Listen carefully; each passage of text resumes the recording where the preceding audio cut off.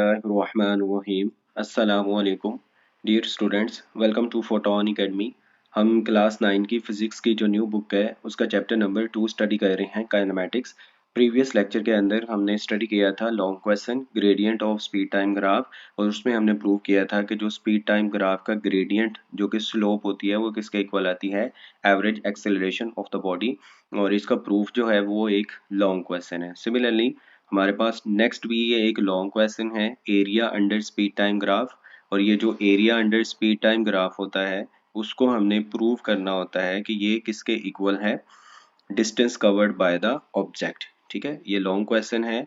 Long question क्यों है कि आपकी बुक के जो एक्सरसाइज है उसके अंदर जो कॉम्प्रिहेंसिव क्वेश्चंस हैं उनके अंदर ये क्वेश्चन गिवन है। So this question could be asked as a long question.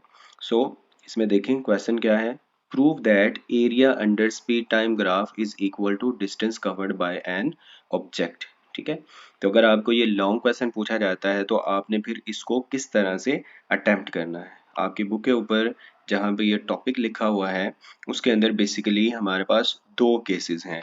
तो स्टूडेंट्स फिर कंफ्यूज होते हैं कि हम इसमें लिखें क्या, लॉन्ग क्वेश्चन में किस तरह से उसको सॉल्व करें। ठीक है, यहाँ पे आपको जो है ये दो डायग्राम्स बनी हुई हैं, इनको किस तरह से आपने एक्सप्लेन करना है लॉन्ग क्वेश्चन के अंदर, ये मैं आपके साथ अभी नोट्स शेयर करता हूँ। और हम लोग इसको जो है वो प्रॉपरली देखते हैं कि आपने लॉन्ग क्वेश्चन का आंसर जो है वो किस तरह से करना है। हमारे पास नोट्स हैं। ठीक है, लॉन्ग क्वेश्चन हमारे पास क्या है, क्वेश्चन की स्टेटमेंट है, prove that area under speed time graph equals to distance covered by the object. ठीक है, इसका आंसर जब हमने करना है तो इसमें हमने दो केसेस को डिस्कस करना है। केस नंबर 1 है जब बॉडी जो है वो मूव कर रही हो कांस्टेंट स्पीड के साथ। ठीक है, number 1 when object moving with constant speed, अगर ऑब्जेक्ट जो है वो कांस्टेंट स्पीड से मूव कर रहा है तो उस टाइम उसका जो डिस्टेंस कवर्ड होगा वो किसके इक्वल आएगा, और ग्राफ से हमने जो डिस्टेंस कवर्ड है वो कैसे फाइंड आउट करना है। So when an object moves with constant speed v for time t, ठीक है, for time interval t, that distance covered by the object is given by. ठीक है, अगर तो कांस्टेंट स्पीड होती है तो कांस्टेंट स्पीड के लिए हमारे पास डिस्टेंस कवर का जो फॉर्मूला होता है वो क्या होता है, डिस्टेंस s इक्वल है speed v multiply time t। ठीक हो गया, तो इस तरह से हम लोग जो है वो डिस्टेंस कवर फाइंड आउट करने हैं, और यही फॉर्मूला हमने प्रूव किससे करना है, अब ग्राफ से। ठीक है, इस फॉर्मूले का प्रूफ जो हमने करना है वो ग्राफ से करना है। ये हमारे लॉन्ग क्वेश्चन के अंदर पूछा गया है। केस 1 है, और केस 2 हम देखेंगे जब बॉडी मूव कर रही हो यूनिफॉर्म एक्सेलरेशन के साथ। ठीक है, तो केस 1 को अभी डिस्कस करते हैं। ये नीचे जो है वो ग्राफ हमें गिवन है। ठीक है, एक ग्राफ गिवन है, ये आपकी बुक के अंदर भी गिवन है। इसी तरह से आपने ग्राफ बनाना है, जैसे ये लिखा हुआ है सेम इसी तरह से आपने लॉन्ग क्वेश्चन के अंदर आंसर को लिखना है। ठीक है, सो यहाँ पे जो है ये हमारे पास ग्राफ है, body moving with uniform speed. ठीक है, सो यूनिफॉर्म स्पीड क्यों है, क्योंकि जब टाइम हमारे पास जीरो है तो यहाँ पे वेलोसिटी जो है वो v है, कोई भी वेलोसिटी की वैल्यू है। लेट्स सपोज आप अज्यूम कर लें कि वेलोसिटी जो है वो 10 मीटर पर सेकंड है। उसके बाद 1 सेकंड गुजरने के बाद भी वेलोसिटी में चेंज नहीं आया, अभी भी वेलोसिटी जो है वो 10 मीटर पर सेकंड है। फिर 2 सेकंड पे भी देखें, 3 पे भी देखें, 4 पे भी देखें, तो ये जो बॉडी की वेलोसिटी है वो सेम है। अब ये बॉडी ने कितना फासला कवर किया, अगर लेट्स सपोज ये 5 सेकंड तक चलती है। ठीक है, तो हम लोग क्या करते हैं, फिर जो बॉडी की वेलोसिटी है, जो यूनिफॉर्म वेलोसिटी है, स्पीड है, उसको हम लोग मल्टीप्लाई कर देते हैं टाइम के साथ, कि कितने टाइम तक बॉडी चली और कितनी स्पीड से चली, उन दोनों को हम लोग मल्टीप्लाई करेंगे तो हमारे पास क्या आ जाएगा, distance covered by the body. ठीक है, so from speed time graph the motion is represented by A horizontal line at speed v। ठीक है, तो ये जो हमारे पास मोशन को रिप्रेजेंट किया हुआ है ये इस लाइन से, हॉरिजॉन्टल लाइन से रिप्रेजेंट किया है।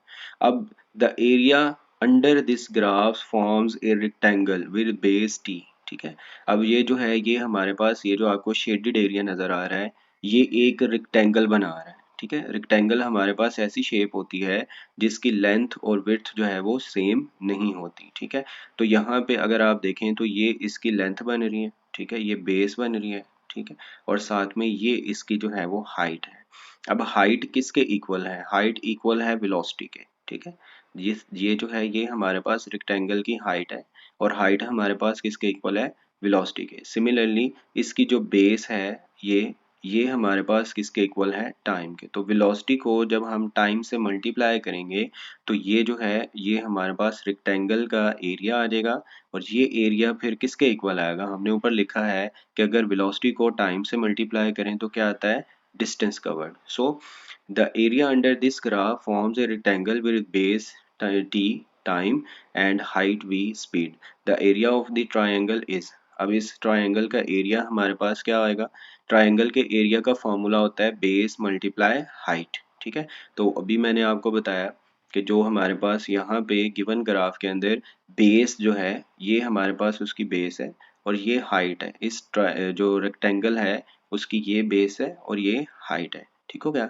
तो जब आप बेस और हाइट को मल्टीप्लाई करेंगे, बेस जो है वो t के इक्वल और हाइट जो है वो v जो है वो स्पीड के इक्वल है, तो हमारे पास ये क्या बन जाएगा, एरिया, और ये v मल्टीप्लाई t, ऊपर हमने क्या कहा कि v को जब भी हम लोग t से मल्टीप्लाई करेंगे तो क्या आएगा, डिस्टेंस कवर्ड, और यहाँ पे एरिया भी अब किसके इक्वल आ रहा है, distance covered. Since this area represents the distance covered we conclude that s is equals to vt। so thus the area under speed time graph numerically equals to distance covered by the body, ठीक है। तो ये हमने case number 1 को discuss कर लिया।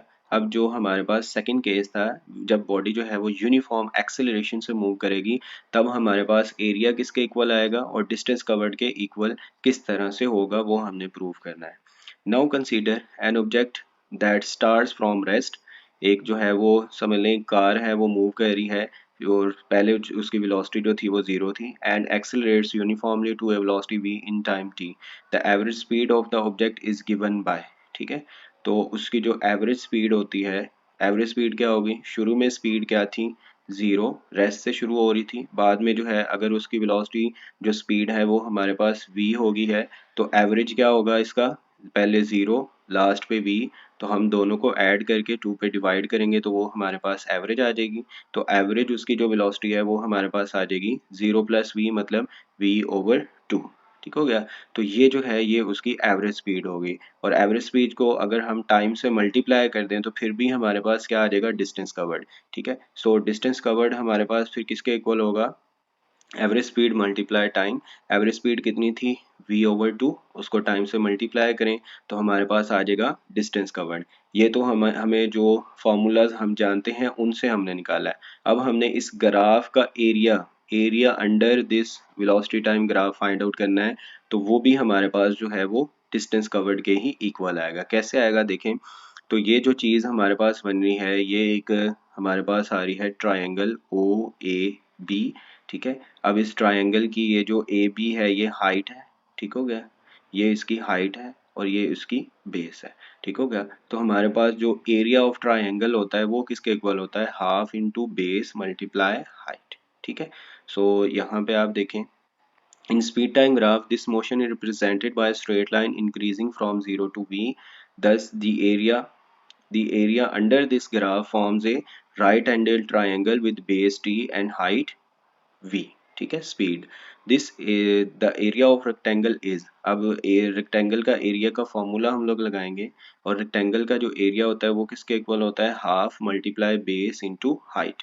तो यहाँ पे हमारे पास जो बेस है, ठीक है, बेस इस ग्राफ के अंदर बेस किसके इक्वल है देखें आप, तो ये इसकी जो है ये बेस है, ठीक हो गया, ये बेस है। ये जो शेडिड एरिया ये हमने फाइंड आउट करना है, तो इस ट्रायंगल का जो शेडिड एरिया है वो हमारे पास किसके इक्वल होगा, बेस हाफ, ये जो है half multiply base into height.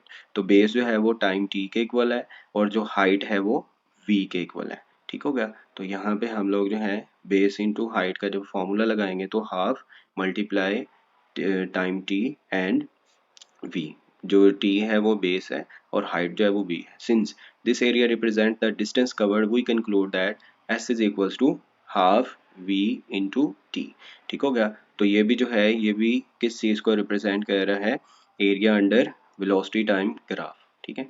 सो दोनों केसेस के अंदर अगर हम देखें 10 फॉर एन ऑब्जेक्ट, अगर कोई ऑब्जेक्ट जो है वो मूव कर रहा है विद यूनिफॉर्म एक्सेलरेशन, अगर कोई ऑब्जेक्ट जो है वो यूनिफॉर्म एक्सेलरेशन से मूव करता है, the area under speed time graph is numerically equal to distance covered by the object. ठीक है, आगे जो है कंक्लूजन लिख देंगे। From both cases we see that area under speed time graph gives the distance travel by the object. ये तो था लॉन्ग क्वेश्चन। आप इसकी जो है वो स्क्रीनशॉट बना सकते हैं कि अगर आपको लॉन्ग क्वेश्चन आए तो आपने किस तरह से अटेम्प्ट करना है। ये फर्स्ट पेज, उसके बाद ये जो है ये सेकंड पेज है, और ये जो है ये थर्ड पेज है। ठीक है, सो ये तो था लॉन्ग क्वेश्चन। अगर आपको शॉर्ट क्वेश्चन इस टॉपिक में से कौन कौन से पूछे जा सकते हैं, वो भी हम लोग जो है वो आपके साथ अभी मैं शेयर करता हूँ। फ्रेंड्स, तो ये हमारे पास शॉर्ट क्वेश्चंस हैं जो आपको इस टॉपिक में से पूछे जा सकते हैं। What does the area under speed time graph represents, ये हमने डिटेल में डिस्कस किया अभी लॉन्ग क्वेश्चन में। The area under speed time graph represents the distance covered by the object in a given time interval t। Next है, how can distance be found using speed time graph when speed is constant. अगर speed constant हो तो फिर हम लोग जो है speed time graph से डिस्टेंस कवर्ड कैसे फाइंड आउट कर सकते हैं। So when speed is constant the speed time graph is a rectangle. The area of rectangle किसके इक्वल होता है, विड्थ जो है वो टाइम के इक्वल, हाइट जो है वो स्पीड v के equal, gives the distance s is equals to vt, और डिस्टेंस को हम s से शो करते हैं। उसके बाद थर्ड क्वेश्चन आपसे शॉर्ट में पूछा जा सकता है, how can distance be found using speed time graph when speed is increasing. ये सेकंड जो है हमारा केस था। तो अगर स्पीड जो है वो यूनिफॉर्मली इंक्रीज कर रही है, speed increases uniformly from 0 to v in time t, the speed time graph forms a right angle triangle. ठीक है, सो उस ट्राइंगल का जो एरिया होता है वो किसके इक्वल होता है, the area of this triangle represents the distance covered, और ये जो है वो ट्राइंगल के एरिया का formula half v into T उसके इक्वल है। ठीक है, ये भी आपको शॉर्ट में पूछा जा सकता है। उसके बाद next question, when the formula for average speed, what is the formula for average speed when speed increases uniformly from 0 to v। अगर जो है स्पीड पहले 0 है और फिर जो है उसकी कोई वैल्यू हुई है, तो एवरेज स्पीड का फॉर्मूला क्या है कि उसको ऐड करके जो इनिशियल स्पीड है और फाइनल स्पीड को ऐड करके 2 पे डिवाइड कर दें, तो ये हमारे पास हाफ v के इक्वल आएगी। उसके बाद कंक्लूजन क्या आया, what conclusion can be drawn about the area under speed time graph। ये वही बात है जो शुरू में हमने की थी। The area under speed time graph up to time axis is numerically equal to distance covered by the object। ठीक है, तो जो area under speed time graph होगा, ये आपको एमसीक्यूज में पूछा जा सकता है कि वो किसके इक्वल होता है, numerically equal to distance covered by the object. उसके बाद जो इसी टॉपिक के बाद जो है एक हमारे पास टॉपिक था इक्वेशंस ऑफ मोशंस। तो उसमें से जो हमारे पास क्वेश्चन आ सकता है, write 3 equations of motions when body is moving uniform acceleration with uniform acceleration। the 3 equations of motions are, एक फर्स्ट होती है vf is equals to vi plus at, या आप अपनी बुक के ऊपर देख लीजिएगा, इसके नेक्स्ट वाला टॉपिक है। उसके बाद जो है सेकंड जो है हमारे पास इक्वेशन होती है s is equals to v i t plus half a t squared. ठीक है, ये टी स्क्वेयर्ड लिखा हुआ है। उसके बाद थर्ड इक्वेशन होती है 2as is equals to v f squared minus v i squared. उसके बाद जो है ये अजम्पशंस कौन सी यूज़ करते हैं जब हम जो है इन इक्वेशंस ऑफ मोशंस को यूज़ करते हैं। What assumptions are made when using equations of motion? So assumptions हमारे पास क्या है, motion is always along a straight line, only magnitude of vector quantity are used, acceleration is uniform, direction of initial velocity is taken as positive। ठीक हो गया। तो जब भी हम ये तीनों इक्वेशंस को यूज़ करते हैं, आगे हम प्रॉब्लम्स के अंदर इन इक्वेशंस को देखेंगे, तो हम ये अज्यूम कर लेंगे कि बॉडी मूव कर रही है स्ट्रेट लाइन के अंदर, और जो हमारे पास मैग्नीट्यूड है वेक्टर क्वांटिटीज़ का वो हम लोग यूज़ करेंगे, उनकी डायरेक्शन की बात नहीं करेंगे, एक्सेलरेशन को यूनिफॉर्म मानेंगे। ठीक है, और डायरेक्शन ऑफ इनिशियल वेलोसिटी को हम लोग पॉजिटिव लेंगे। ठीक हो गया। तो ये मोस्ट इंपॉर्टेंट चीज़ ये है कि जब भी ये इक्वेशंस ऑफ मोशंस यूज़ करें तो हमारा एक्सेलरेशन जो है वो कांस्टेंट होना चाहिए, यूनिफॉर्म होना चाहिए। आई होप आपको इस लेक्चर की समझ आई होगी। अगर फिर भी आपको कोई कन्फ्यूजन हो, आपका कोई क्वेश्चन हो, आप कमेंट बॉक्स के अंदर मुझसे पूछ सकते हैं। अगर आपको ये वीडियो अच्छी लगी तो इसको लाइक कर दीजिएगा। Thank you so much for watching. अल्लाह हाफिज़।